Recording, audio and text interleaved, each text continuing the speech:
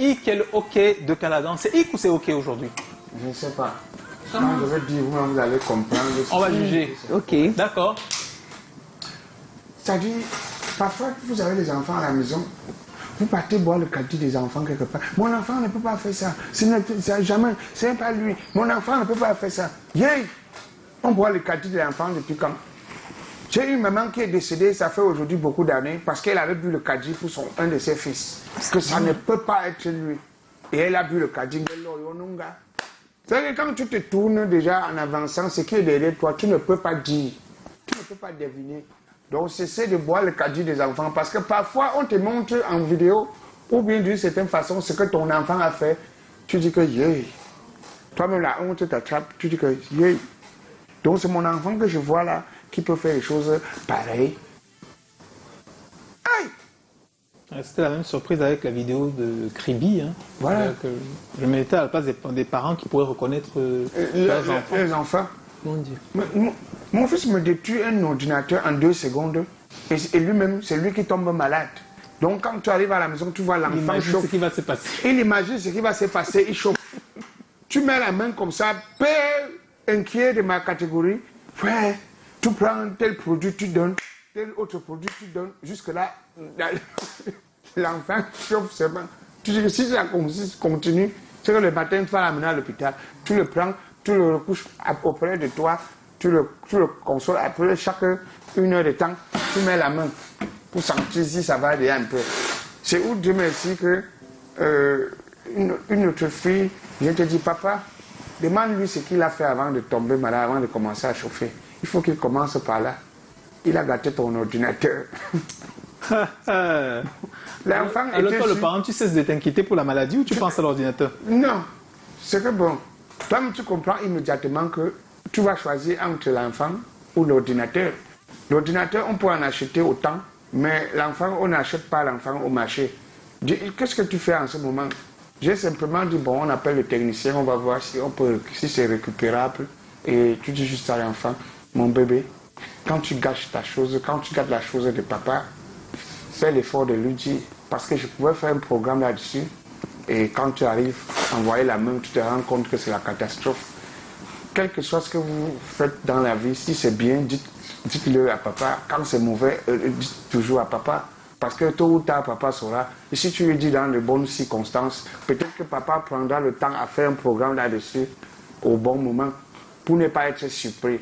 Donc, ce que je voulais dire ce soir, c'est juste que parfois, vous êtes avec les enfants, l'enfant te gâte un appareil que tu as à côté et tu ne sais pas. Dans l'ignorance, c'est le jour que tu es avec les amis, que tu dis, bon, mettez-moi tel disque là. On te dit, papa, est-ce que tu sais que tel avait gâté ça depuis?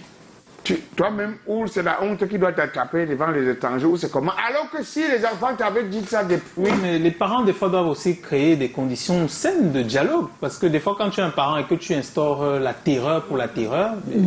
Les enfants savent que quand tu lui dis, par exemple, que telle chose, c'est prohibé pour toi, ne le touche pas.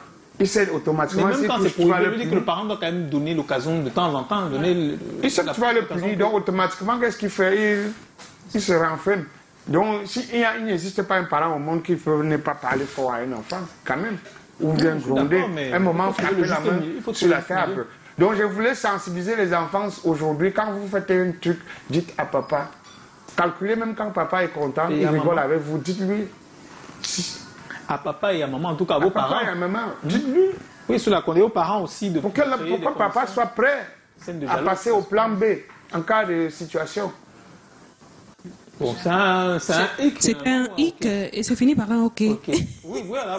C'était un hic avec les mamans qui défendent toujours les enfants. Et ça se termine par un OK avec les enfants. Mon enfant ne peut pas faire ça. Mon enfant, jamais. Pas lui. Un jour, quelqu'un a nié jusqu'à nier pour le chien. Mon chien ne mange pas la viande crue. Je dis que mon chien ne peut pas porter ta viande. Les enfants ou les animaux de compagnie finalement? Les chiens, les enfants. C'est un exemple, c'est venu comme ça. Je me souviens un voisin un jour qui a discuté que son chien ne peut pas manger la viande crue. Parce qu'une femme est rentrée du marché, elle a réclamé 2 morceaux de 2 kilos de viande que le chien du voisin a porté. Bon, le voisin, pour se défendre, dit mon chien ne mange pas la viande crue. Pour expérimenter, on a fait quoi? Acheter notre viande crue, jeter au chien. Et le chien a Et mangé. le chien a fait ça. On a compris que le chien était rassasié quand il n'a pas mangé. Ok, mais c'est un hic, comme Tatiana l'a dit, un hic qui s'est mis par un ok. Voilà. Mais on est en direct des studios de Douala sur Canal 2 International et nous sommes avec la star, l'étoile du Noun, Rachida Jolie. Alors, avant de passer au thème des questions et des encouragements qui sont sur notre page Facebook, Raoul Kemetio, Rachida, vraiment sublime. J'espère que tu es le niveau de Calagan. Ouais, bon, ça c'était il y a 25 minutes. Hein. Donc là, tout à l'heure. Non, ça ne peut pas être. Muriel Kamgan, c'est comment? Tu comprends pas? Amadou, tu veux qu'Amadou fasse quelque chose à quelqu'un? Alors, juste dire à Rachida Jolie qu'elle va de l'avant avec ses musiques de luxe. Wow. Nervos Daniel, c'est comment? On est là. Courage à toi, ma chérie, et j'espère que tu Merci. feras un featuring avec Dr Nervos de Spirit Boys. Tu connais? J'ai fait la recherche. Chakal Tsagi.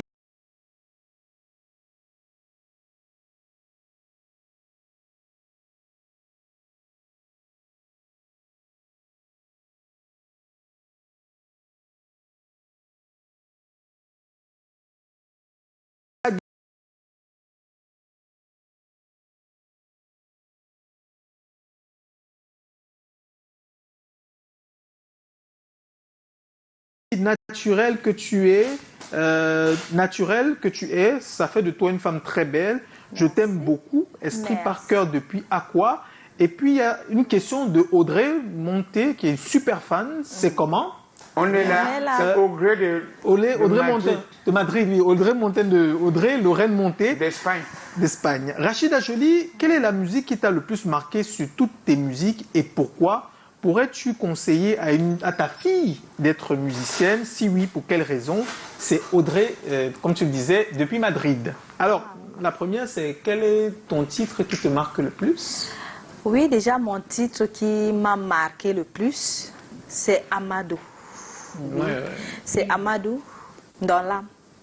C'est le titre de la grande explosion. Oui, dans l'âme, parce qu'avec cette chanson, j'ai compris beaucoup de choses. Genre, le couscous de chez nous, c'est un bon plat, bien sûr, mais dans cette chanson, j'ai retrouvé beaucoup de spécialités du Noun. Ça veut dire que moi-même, je chantais, je ne savais pas que j'étais en train de faire quelque chose de très spécial. Ah, Mais avec cette chanson, j'ai compris que effectivement, Voilà. Tu as compris Le couscous, normalement c'est un comme bon on dit plat. souvent chez nous. Moi, j'ai mis et pour sortir, est-ce que tu pourrais conseiller à ta fille de faire la musique? Tu pourrais autoriser ça?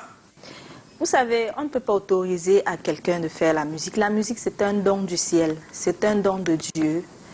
Et si elle est dompté par ça. domptée par ce don, Voilà. elle peut le faire. Voilà. Si- Ah, d'accord. Mais Rachida, tu restes avec nous. On va aborder le sujet qu'on annonçait depuis le début, que je vais rappeler. Hein. Qu'est-ce qui explique que des hommes passent l'étape de la dot plusieurs fois et abandonnent la femme ensuite? Tati, tu as